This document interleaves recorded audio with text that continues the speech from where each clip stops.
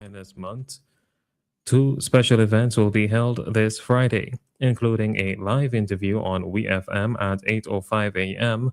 and a scientific presentation at the Paradise Inn from 2 to 3 p.m. led by Dr. Avian August of McGill University.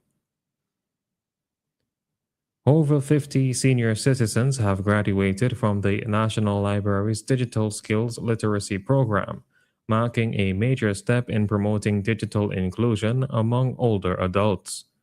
58 participants completed the program on Monday, January 12th. The initiative was introduced by the National Library in collaboration with the National Center of Technological Innovation. Participants were trained in basic computer use, device management, and accessing online services such as electronic banking. Director of the National Public Library, Michelle King Campbell, described the program as a significant milestone, noting it helps bridge the gap between senior citizens and the digital world.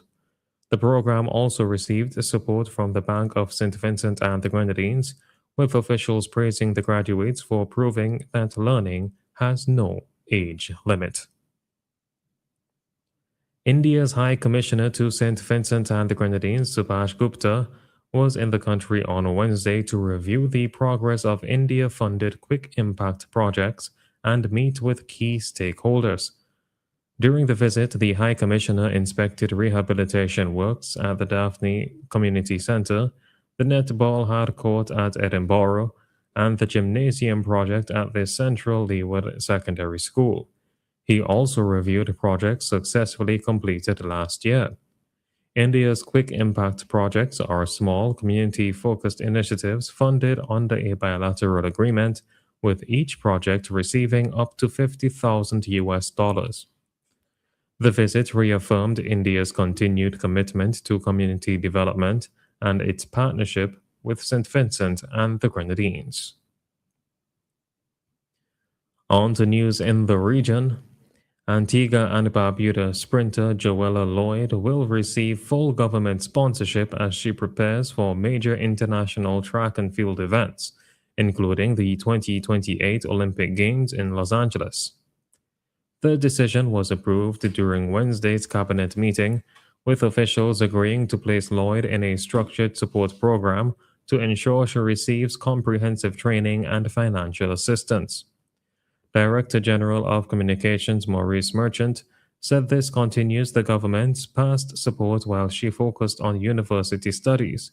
Now fully committed to her athletic career, Lloyd will benefit from resources aimed at boosting her performance on the international stage. The government hopes this sponsorship will help Lloyd compete successfully in upcoming meets and secure qualification for the Olympics, showcasing Antigua and Barbuda on the global athletics scene. Trinidad and Tobago's passport has lost some of its global clout, now ranking as the seventh most powerful in the Caribbean, according to the latest Henley Passport Index. TNT nationals can access 146 countries visa free, down from 152 last year, placing the passport 28th worldwide.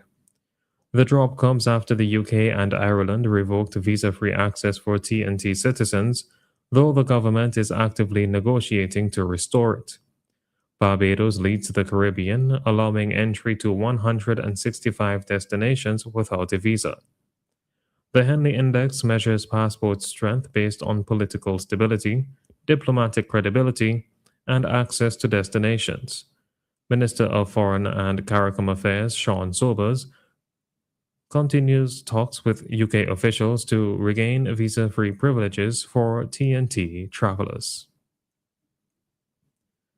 Finally, on the international scene, an appeals court in the United States has handed a legal victory to the Trump administration in a case involving Palestinian activist Mahmoud Khalil. In a 2-1 decision, judges ruled that a federal court which previously ordered Khalil's release from immigration detention lacked jurisdiction.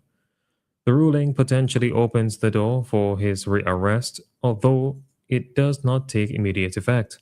Khalil, a lawful permanent resident married to a U.S. citizen, was detained last year and missed the birth of his first child.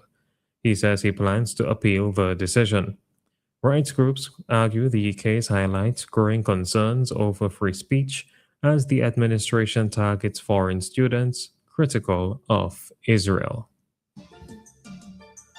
This has been WeFM's 3 p.m. news. I have been your presenter, Rajiv Providence. Join us again at 5:30 for WeFM's evening news, and we thank you for listening. That could have been you. An accident that could have been avoided because your tires had almost no grip on the road.